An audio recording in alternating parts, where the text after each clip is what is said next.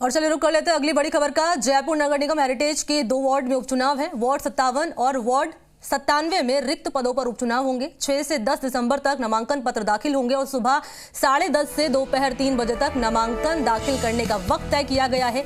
11 दिसंबर को नामांकन पत्रों की समीक्षा होगी और 13 दिसंबर को दोपहर 3 बजे तक नामांकन वापसी का समय तय किया गया है।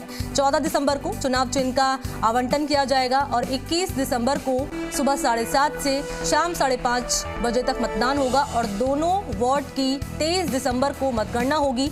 दोनों वार्ड में पार्षदों के निधन के बाद ये पद रिक्त हो गए थे, जिस पे अब चुनाव कराए जाएंगे।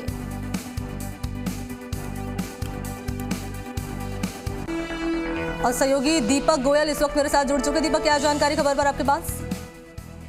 देखिए, राज्य निर्वाचन आयोग ने उपचुनाव की घोषणा कर दी है। 8 जिलों के अंदर ये उपचुनाव होने हैं, जिसमें जयपुर नगर निगम के 2 वार्ड भी यहाँ पर जो पार्षद थे 2 वार्डों में, उनके निधन होने के बाद इनके पद हैं वो रिक्त हो गए थे।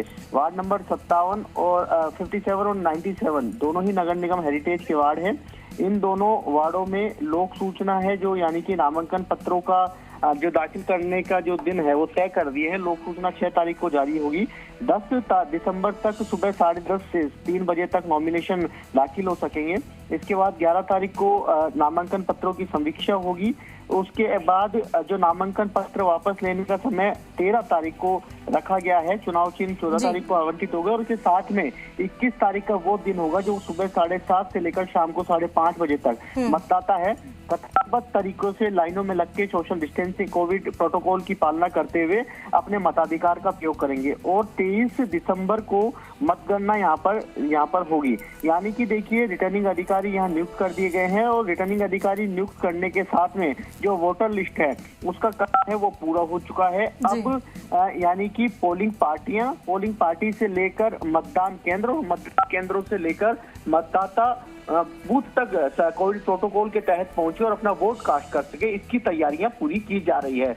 देखिए, बड़े कह सकते हैं कि ये दोनों ही जो वार्ड है वो जो पार्षद थे इन दोनों वार्डों के अंदर, जो नवंबर के जब इलेक्शन हुए थे नगर निगम चुनाव में, तो दोनों पार्षदों के निधन हो गया था और निधन होने के बाद ये पद रिक्त हो गए थे। और पद रिक्त होने के बाद अब राज्य निर्वाचन आयोग ने इनका प्रोग्राम जारी कर दिया और अब इन दोनों वार्डों के अंदर चुनाव होंगे। ऐसा ही नहीं है, कुछ ऐसे भी जिले हैं जिसमें जहां वार्डों के अंदर जो पद रिक्त थे उसमें भी चुनाव की घोषणा यहाँ पर कर दी है। यानी कि राज्य निर्वाचन आयोग है जो कि तय सीमा रहती है कि कब तक आपको चुनाव कराने। 6 महीने के अंदर यदि पद रिक्त होता है तो 6 महीने के अंदर आपको उस वार्ड के अंदर या उस क्षेत्र के अंदर आपको चुनाव कराने। बहुत शुक्रिया दीपक गोयल तमाम जानकारी इस खबर पर देने के लिए। तो देखिए, सहयोगी दीपक ने महत्वपूर्ण जानकारी इस खबर पर दी है।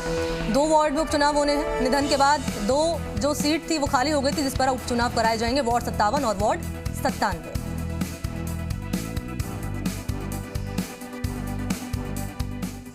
और चलिए बात कर लेते हैं शाह के